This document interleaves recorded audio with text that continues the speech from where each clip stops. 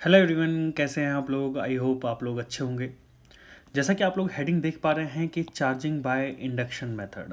इससे पहले वाले लेक्चर के अंदर हम लोग चार्ज क्रिएट किया था बाय द फ्रिक्शन। हम लोगों ने बॉडी को चार्ज कैसे किया था बाय द फ्रिक्शन मेथड। अब हम बात कर रहे हैं सेकंड मेथड की, that is B part, method of charging by induction. तो सबसे पहले हम बात करेंगे डेफिनेशन क्या, एक्सप्लेनेशन की, जो छोटा सा एक्सप्लेनेशन कि इंडक्शन होता क्या है, व्हाट इज इंडक्शन। तो हम बात करेंगे इंडक्शन प्रोसेस की। तो इंडक्शन यहाँ पे मैं लिख देता हूँ, induction is a process by which a charge body a charge body can be used to create other charge other uncharged body to create other charged bodies without touching them.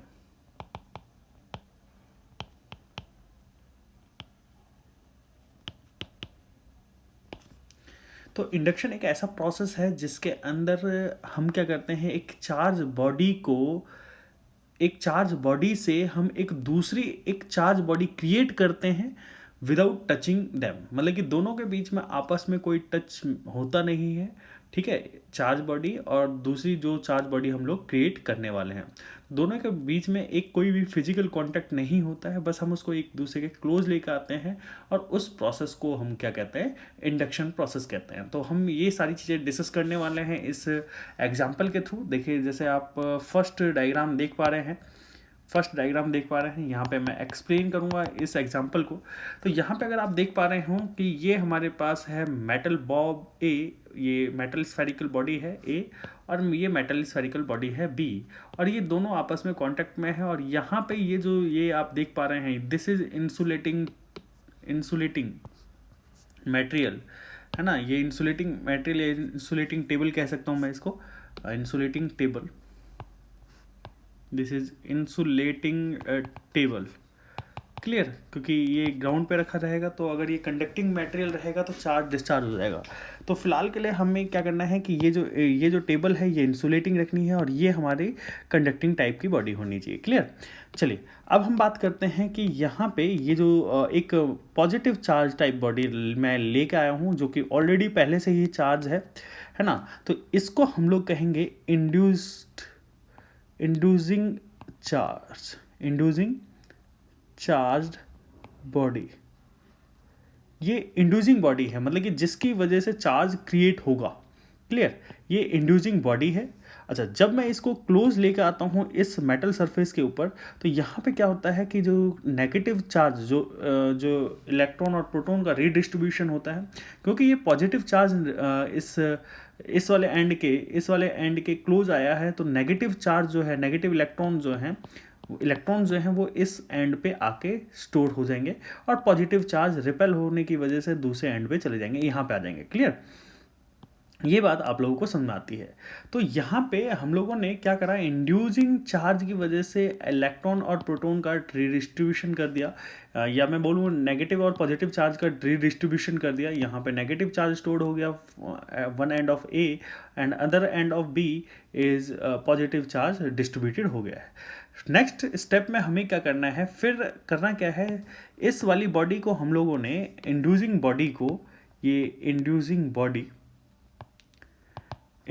Body को हम लोग उसी position पे रखते हैं बेटा। और फिर करते क्या है कि जो ये मेटल स्फेरिकल बॉडी है, इन दोनों को हम लोग थोड़ा सा सेपरेट आउट कर देते हैं, अलग कर देते हैं। और जैसे ही हम लोग अलग करेंगे तो होगा क्या, अलग करेंगे तो यहाँ पे नेगेटिव चार्ज, यहाँ पे पॉजिटिव चार्ज, ये इस तरीके से आ जाएगा, ठीक है। अब अब क्या होगा कि जब मैं इस इंड्यूसिंग चार्ज को नेक्स्ट स्टेप में क्या करता हूँ, इंड्यूसिंग चार्ज को या इंड्यूसिंग बॉडी को जिसकी वजह से चार्ज क्रिएट हो रहा है, इसको मैं अलग कर देता हूँ। जब मैं इसको अलग करूँगा तो ये जो नेगेटिव चार्ज है वो कुछ अपने आप को रीडिस्ट्रीब्यूट करेगा, ये पॉजिटिव चार्ज इस तरफ आ जाएगा, ये नेगेटिव चार्ज इस तरफ आ जाएगा, एक दूसरे को अट्रैक्ट करेंगे। क्लियर। अब मैं क्या करता हूँ, इन दोनों को बहुत ही ज़्यादा सेपरेट आउट कर देता हूँ, बहुत ही ज़्यादा सेपरेट आउट कर दूंगा, इन दोनों को बहुत ही ज़्यादा सेपरेट आउट कर दूंगा तो क्या होगा कि ए वाला जो होगा उसके ऊपर नेगेटिव चार्ज अकुमुलेट हो जाएगा और बी वाली बॉडी के ऊपर पॉजिटिव चार्ज जनरेट हो जाएगा। तो इस प्रोसेस के अंदर हम लोगों ने एक इंड्यूसिंग चार्ज बॉडी ले लिया जो कि पहले से ही चार्ज था, उस बॉडी को हम दो स्फेरिकल बॉडी के कॉन्टेक्ट में नहीं लेके आते, उससे थोड़ा सा बहुत ही क्लोज लेके आते हैं, नियर लेके आते हैं, है ना। तो उसमें एक्चुअल में कोई फिजिकल कांटेक्ट होता नहीं है इंडक्शन प्रोसेस के अंदर। क्लियर। तो इस तरीके से हम दोनों बॉडी को, ए और बी बॉडी को, दोनों को चार्ज कर देते हैं।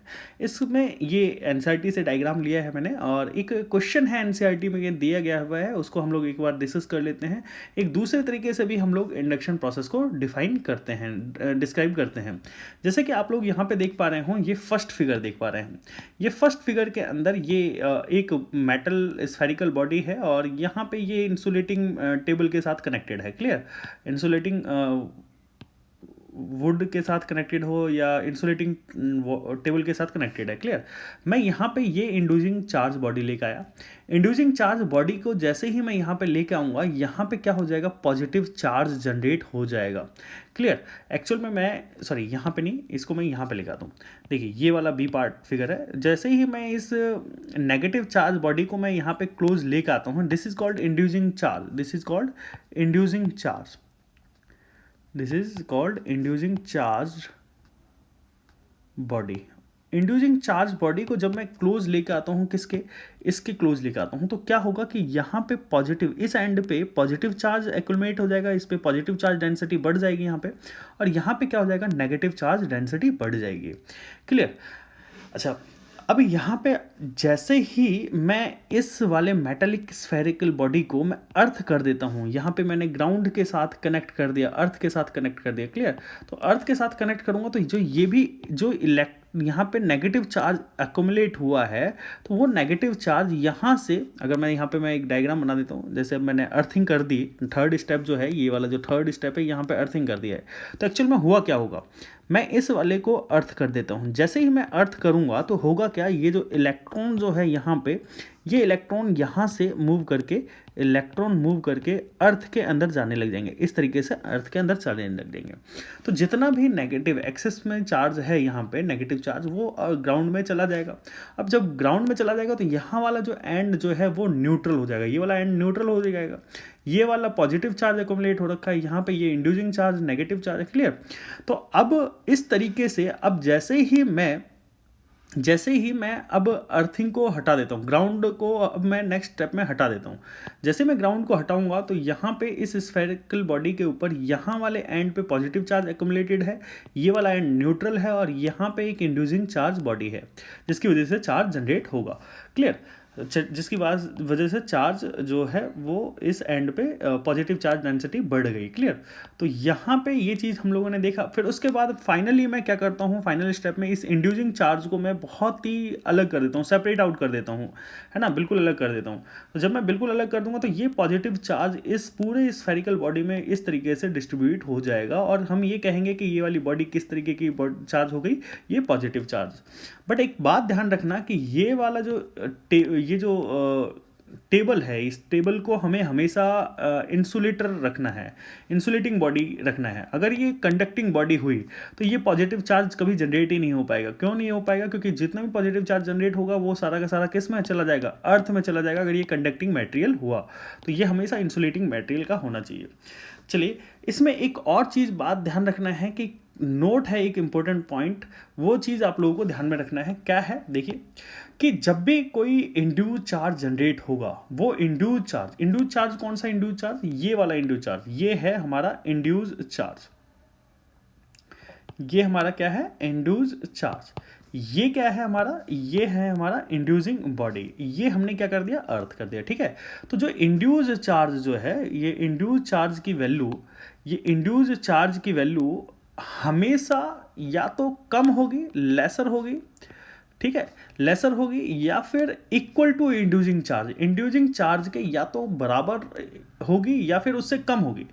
कभी भी ऐसा पॉसिबल नहीं हो सकता कि इंड्यूस चार्ज जो है इंड्यूसिंग चार्ज से ज़्यादा हो जाए, ऐसा कभी भी पॉसिबल नहीं हो सकता। तो क्यू डैश की वैल्यू जो, this is called induced charge, Q dash is induced charge and Q is inducing charge. और ये के जो है, ये डाइलेक्ट्रिक कांस्टेंट ऑफ मटेरियल, जो कि अनचार्ज बॉडी पहले प्रेजेंट थी, ये वाली अनचार्ज बॉडी प्रेजेंट थी, ये वाली अनचार्ज बॉडी प्रेजेंट थी, इस वाली बॉडी का डाइलेक्ट्रिक कांस्टेंट होगा, के इज अ डाइलेक्ट्रिक कांस्टेंट। तो अब इस डाइलेक्ट्रिक कांस्टेंट को हम लोग स्पेसिफिक इंडक्टिव कैपेसिटी भी कह सकते हैं। क्या कह सकते हैं, स्पेसिफिक इंडक्टिव कैपेसिटी भी कह सकते हैं। अब एक बात ध्यान रखना कि ये जो क्यू डैश है, ये इंड्यूस्ड चार्ज होगा, that is equal to minus of Q equal to 1 - 1/k। ये माइनस साइन किस लिए रिप्रेजेंट कर रहा है कि जो साइन इंड्यूसिंग चार्ज का, जैसे आप यहाँ पे देख पा रहे हो कि अगर यहाँ पे इंड्यूसिंग चार्ज नेगेटिव है तो यहाँ पे इंड्यूस चार्ज पॉजिटिव जनरेट हुआ है। तो उसी तरीके से यहाँ पे मैं कह सकता हूँ कि ये अगर माइनस, यहाँ पे अगर ये इंड्यूस चार्ज की वैल्यू की बात करूँ, Q dash is equal to minus of Q bracket में 1 - 1/k होगा। तो ये वैल्यू होगी किसकी, ये वैल्यू किसकी होगी, इंड्यूस चार्ज की। This Q is inducing charge, K is the dielectric constant. I hope आप लोगों को इलेक्ट्रोस्टैटिक इंडक्शन टॉपिक समझ में आया होगा। और ऐसे ही वीडियो लेक्चर्स देखने के लिए हमारे चैनल को जरूर सब्सक्राइब करिएगा और बेल आइकन को प्रेस करना मत भूलिएगा, ताकि जो भी लेटेस्ट लेक्चर हो आप लोगों के पास सबसे पहले पहुंच सके। Thanks for watching.